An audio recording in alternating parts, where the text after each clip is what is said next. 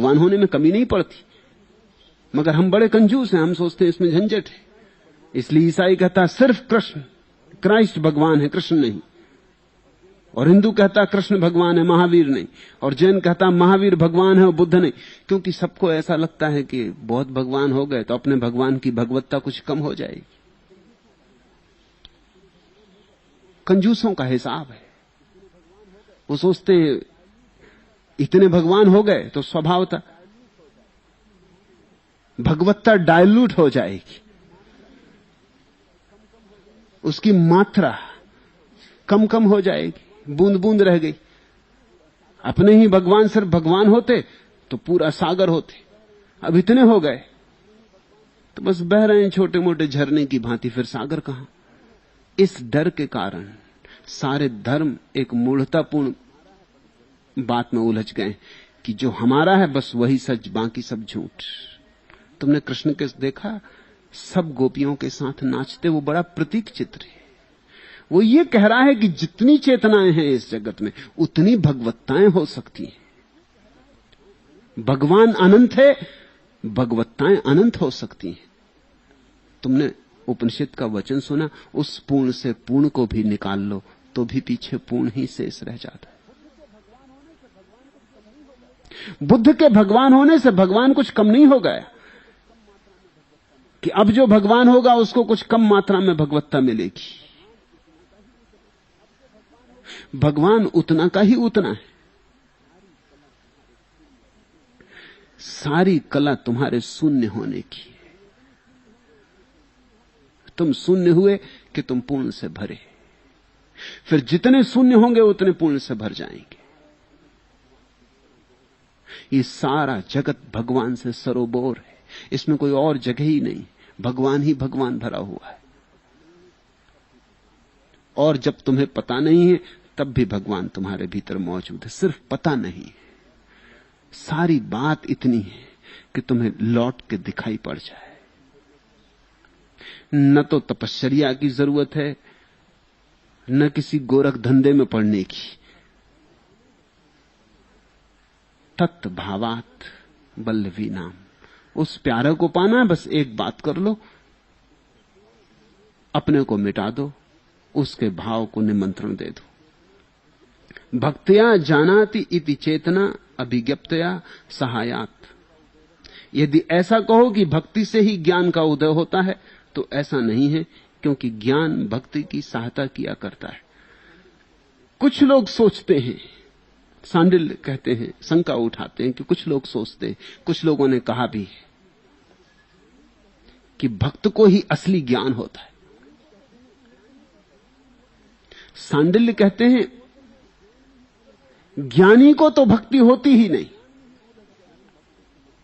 अगर वो ज्ञान में ही उलझ गया तो भक्ति से वंचित रह जाता है।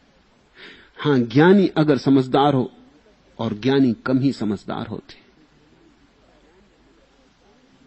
क्योंकि ज्ञानी अकड़ा होता है, समझ कहां। जानने की अकड़ निर्मल नहीं होने देती, विनम्र नहीं होने देती। अगर ज्ञानी समझदार हो, जो कि बहुत विरले ज्ञानियों में मिलेगा, अगर ज्ञानी समझदार हो, प्रज्ञावान हो, तो ज्ञान का उपयोग भी भक्ति को पाने के लिए करता है। ज्ञान की सहायता भक्त होने के लिए करता है, लेता है। अपने ज्ञान को समर्पित कर देता है भाव के लिए, अपने मस्तिष्क को हृदय की सेवा में लगा देता है, अपने तर्क को अपनी श्रद्धा का चाकर बना देता है। फिर तर्क भी बड़ा काम आता है, क्योंकि वो श्रद्धा का सहयोगी हो जाता है। फिर ज्ञान भी काम में आ जाता है, वो सीढ़ी बन जाता है, भक्त उस पर चढ़ के मंदिर तक पहुंच जाता है। सांडिल्य कहते हैं जो ऐसा कहता हो कि भक्त को ज्ञान उपलब्ध होता अंत में, वो तो गलत कहता है, क्योंकि ज्ञान में तो भेद रह जाता, ज्ञाता का ज्ञेय का भेद रह जाता, दूरी रह जाती। जैसे दर्शन में दूरी रह जाती, वैसे ज्ञान में दूरी रह जाती। भक्त तो एक ही हो जाता, वहां कौन जानने वाला, कौन जाना जाने वाला, वहां तो दोनों मिल गए और एक हो गए। वहां जीवन की शुरुआत है, जानने की नहीं। वहां अनुभूति का जन्म है। जानने का नहीं। फिर इसलिए भी ऐसा नहीं कहा जा सकता कि ज्ञान का जन्म भक्ति के अंत में होता है, क्योंकि ज्ञान का तो सहारा लिया सीढ़ियों की तरह। ज्ञान पर तो चढ़े और भक्ति तक पहुंचे।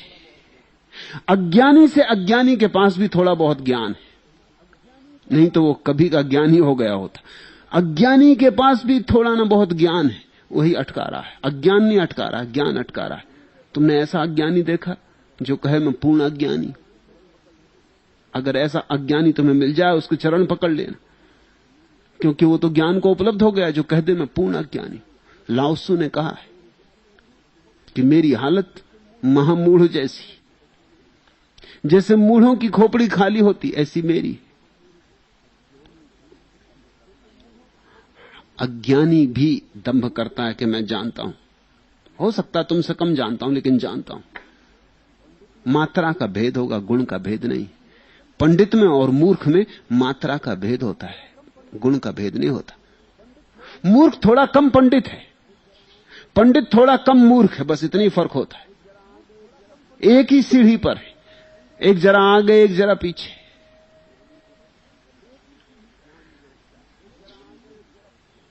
ज्ञान रोकता है अज्ञानी को भी और ज्ञानी को भी। धन्य भागी हैं वे जो ज्ञान की सहायता ले ले,